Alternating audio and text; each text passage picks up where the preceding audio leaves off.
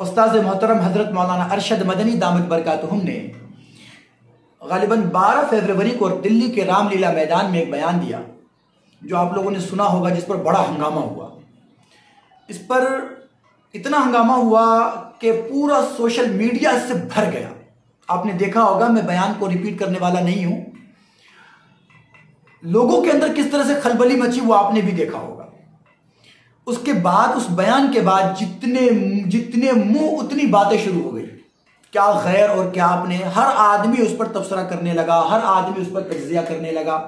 बल्कि बाज तज्जिया निगारों ने तो यहां तक कह दिया कि ये बयान ऐसा है कि इस एक बयान की बुनियाद पर पूरा 2024 तश्त में सजाकर बीजेपी के सामने पेश करने जैसा है।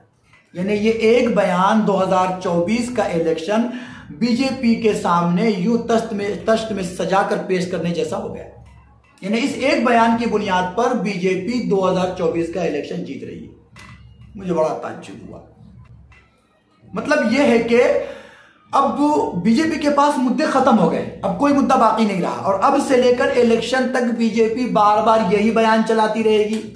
सारे मीडिया हाउसेस जो उसके हैं, उसको ये टास्क दे दिया गया कि अब तुम्हें कोई काम नहीं करना, तुमने बस यही एक बयान सुबह से लेकर शाम तक चलाते रहना है, और पूरे लोगों को अब से लेकर इलेक्शन तक दिखाते रहना है कि भाई यही बयान चलेगा।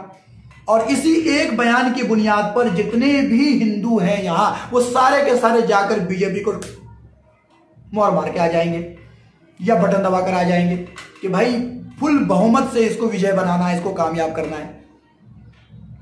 भाई मेरे, बीजेपी के पास मुद्दों की कमी है। 2, 4, 5, 10 दिन 20 दिन के बाद यह मामला खत्म हो जाएगा, फिर उसके पास एक नया मुद्दा होगा, फिर उस पर वो काम करेगा। हिंदुत्व के पास, हिंदू मुस्लिम के एक नहीं अनेक मुद्दे हैं, और ये मुद्दे अगर खत्म भी हो जाए तो पाकिस्तान का मुद्दा तो वही है। हर इलेक्शन से पहले हमारे प्रधानमंत्री को पाकिस्तान याद आने लगता है, वो तो आप जानते ही हैं, वो बोलने की जरूरत नहीं है। जब तक पाकिस्तान को याद ना कर लें वो इलेक्शन में, उनको लगता है कि हमने कोई काम ही नहीं किया।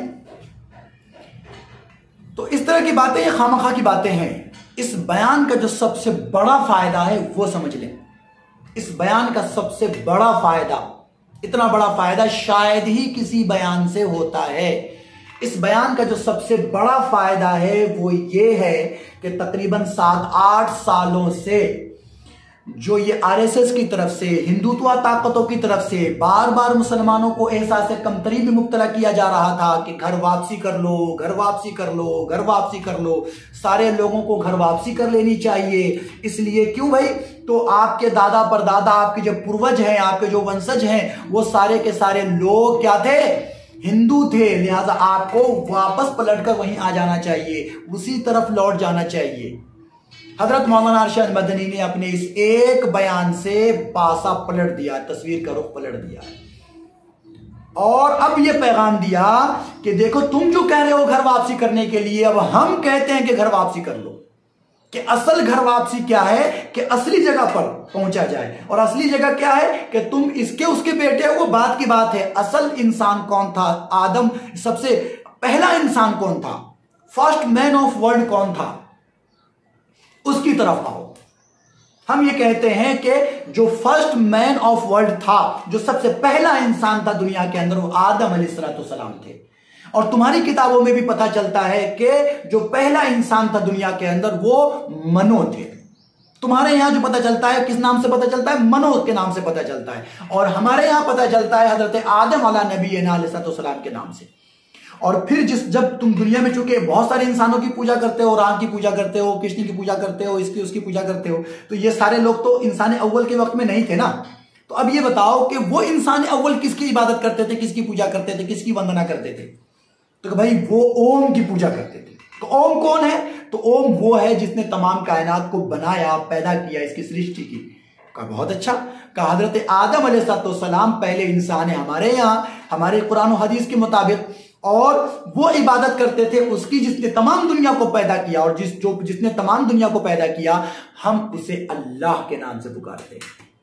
अब हम तुम्हें दावत देते हैं कि उसी की इबादत की तरफ लौटो, या उसी की तरफ घर वापसी करो। जो तमाम दुनिया का पैदा करने वाला है और जिसकी पूजा, जिसकी इबादत इंसान अव्वल करते थे, फर्स्ट मैन ऑफ वर्ल्ड करते थे, जो तमाम इंसानों के असल पूर्वज हैं। तो आओ असल पूर्वज की तरफ। हम तो सही जगह पर बैठे हुए हैं, तुम गलत जगह पर भटक गए हो, तुम पलट कर आओ। ये एक बयान पूरे मंजरनामे को बदल देता है। वो जो 8 साल तक घर वापसी की बात कह रहे थे, अब ये घर वापसी ये हो गई कि अगर घर वापसी होनी है तो असल पूर्वज के पास आइए, आदम इस्लाम की तरफ लौटिए, जिसको आप मनु कहते हैं। तो वो जो मुसलमानों को बार बार एहसास कमतरी में मुब्तला किया जा रहा था, हजरत मौलाना अरशद मदनी दामत बरकातुहू ने इसको पलट दिया और कहा कि अब तुम्हें घर वापसी करने की जरूरत है, मुसलमानों को एहसास कमतरी में मुब्तला होने की जरूरत नहीं है।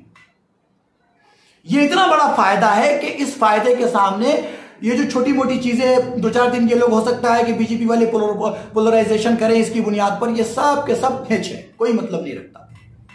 और इस बयान का असर देखिए कि आज जुमा का दिन है, 17 फरवरी। आज योगी आदित्यनाथ का बयान अखबारों में छपा है कि इसकी बौखलाहट की बुनियाद पर उसने अब अपने लोगों को, कौम को अपनी बचाने के लिए और लोगों को जो बैकफुट पर चला गया है उसको अब संभालने के लिए उसने एक बयान दिया है कि भाई हिंदुस्तान वाले कहीं भी हो तो वो हिंदू हैं, और वो यहाँ के रहने वाले को हिंदू कहा जाता है। यहां से दूसरे मुल्क जाते हैं तो लोग उसको मुसलमान के नाम से नहीं पुकारते बल्कि हिंदू के नाम से पुकारते हैं। हाँ योगी जी, आपको अंदाजा नहीं है, शायद आप दुनिया के दूसरे मुल्कों में ज्यादा नहीं घूमे हैं, इसलिए आपको आइडिया नहीं है। कहीं भी कोई किसी को हिंदू बोल के नहीं पुकारता है। आप पहले मालूम कर लीजिए, उसके बाद बात करिए। कहीं भी कोई किसी को हिंदू बोल के, हिंदी बोलकर पुकारता है। हिंदी है, हम वतन है हिंदुस्तान हमारा, हिंदी बोलकर पुकारता है, हिंदू बोलकर नहीं पुकारता।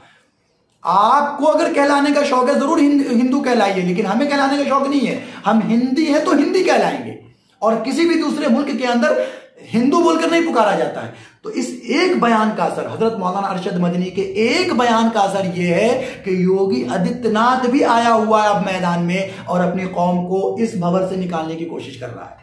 यहां तक के शायद मेरी नजर से गुजरा कि वो प्रधानमंत्री भी अब उसको कैश करने की कोशिश कर रहे कि किसी तरीके से अपने लोगों को अब जो है फ्रंट पे लाया जाए जो बैकफुट पे चले गए। तो पोलराइजेशन की जहां तक बात है वो तो 4-5 दिन में खत्म हो जाने वाली है, लेकिन ये जो घर वापसी वाली बात थी, जो 8 साल से मुसलमानों को एहसास कमतरी में मुब्तला किया जा रहा था, ये अब पासा पलट दिया है इस एक बयान ने। इसलिए इस एक बयान का बदल कुछ भी नहीं होगा, याद रखें। अच्छा, इस बयान के मामले में हमारे मुस्लिम तबका के कुछ लोग ऐसे भी हैं जो बिल्कुल अकल से पैदल हैं। उम्मान से हमारे एक साथी का फोन आया कि देखिए शाकिर भाई मैं बहुत परेशान हुआ। क्या हुआ भाई? तो लोग फोन कर रहे हैं, मसला मालूम कर रहे हैं कि क्या भाई मौलाना अरशद मदनी साहब ने ओम और अल्लाह को एक कर दिया, कहा कि जो ओम है वही अल्लाह है, जो अल्लाह है वही ओम है, ये दोनों को एक कर दिया, ऐसा कैसे होगा? ये तो शिरकिया कलेमात है। और आपने देखा होगा कि सोशल नेटवर्क पे बहुत सारे अकल से पैदल लोग इस तरह की वीडियो भी वायरल किए हुए हैं कि भाई वो कह रहे हैं कि मौलाना अरशद मदनी से जो है तौबा करवाया जाए, उनके खिलाफ फतवा जारी किया जाए। क्यों भाई? तो उन्होंने कहा कि कुफरी अल्फाज कह दिया है। अरे अकल से पैदल भाई, अल्लाह तबारक व तआला ने आपको अकल से नवाजा है और अकल इस्तेमाल करने के लिए दिया जाता है, शोकेस में रखने के लिए नहीं। अगर आप रखे हुए रहेंगे ना, थोड़ी देर में खराब हो जाएगी, सड़ जाएगी, और अगर न भी सड़ी ना तो साथ में जब कब्र में जाएंगे तो वहां तो सड़ ही जाएगी। इसलिए ये इस्तेमाल की चीज है, जब तक आप हैं तब तक इस्तेमाल कर लीजिए इसको म्यूजियम में नहीं रखना। अरे भाई मेरे, नकले कुफ्र नबाशत। मौलाना अरशद मदनी साहब ने ये नहीं कहा कि जो ओम है वही अल्लाह है, जो अल्लाह है वही ओम है, बल्कि मौलाना अरशद मदनी साहब ने समझाने के लिए एक बात ये कही कि देखो हम उसे अल्लाह कहते हैं जिसने तमाम कायनात को पैदा किया और जिसकी इबादत इंसान अव्वल करते थे। तुम ये बताओ कि तुम्हारी किताबों के अंदर भी ये चीज मौजूद है कि इंसान अव्वल उसकी इबादत करते थे जो तमाम कायनात का पैदा करने वाला है।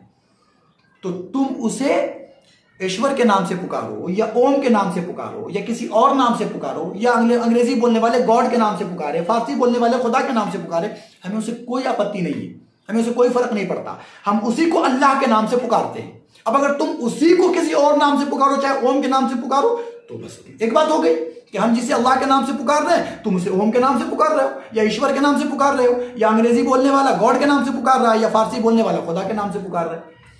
तो हम तो उसकी इबादत करते हैं जिसने तमाम कायनात को पैदा किया है, और तुम अगर उसी की इबादत करो तो सबसे बेहतर है। और इंसान अव्वल उसी की इबादत करते थे, तो गोया कि अगर इंसान अव्वल जिसकी इबादत करते थे उसी को तुम ओम कहते हो, या जिसने तमाम कायनात को पैदा किया उसी को तुम ओम कहते हो, तो हम भी तो अल्लाह उसी को कहते हैं जिसने कायनात को पैदा किया है। तो मौलाना ने यह नहीं कहा कि जो ओम है वही अल्लाह है, जो अल्लाह है वही ओम है, बल्कि इस माना कर समझाया कि अगर तुम ये कहते हो कि ओम वो है, यानी उसका नाम तुम ओम रखते हो जिसने तमाम कायनात को पैदा किया है, तो हम उसी तमाम कायनात के पैदा करने वाले को अल्लाह कहते हैं। तो मौलाना ने यह नहीं कहा कि दोनों सेम है। आप अगर अपनी अकल का इस्तेमाल जरा सा भी करेंगे ना तो इंशाल्लाह ये परेशानी हमेशा को दूर हो जाएगी, लेकिन कब? जब अल्लाह की इस नेमत का इस्तेमाल करें।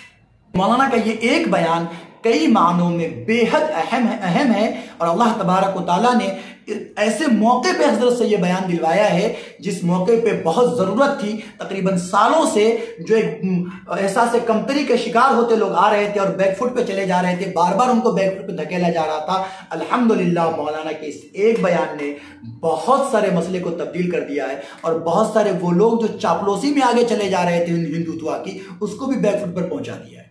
अल्लाह तबारक व तआला से दुआ है कि अल्लाह तबारक व तआला हज़रत मौलाना मदनी दामद बरकातहुम की तरफ से उठाए गए इस मुहिम को तमाम मुसलमानों के अंदर भी फैलाए और मुसलमानों को बैकफुट के बजाय फ्रंट लाइन पर खड़े रहने की तौफीक अता फरमाए। अल्लाह तबारक व तआला हज़रत के उम्र को दराज फरमाए, सेहत व आफियत के साथ लंबी उम्र अता फरमाए।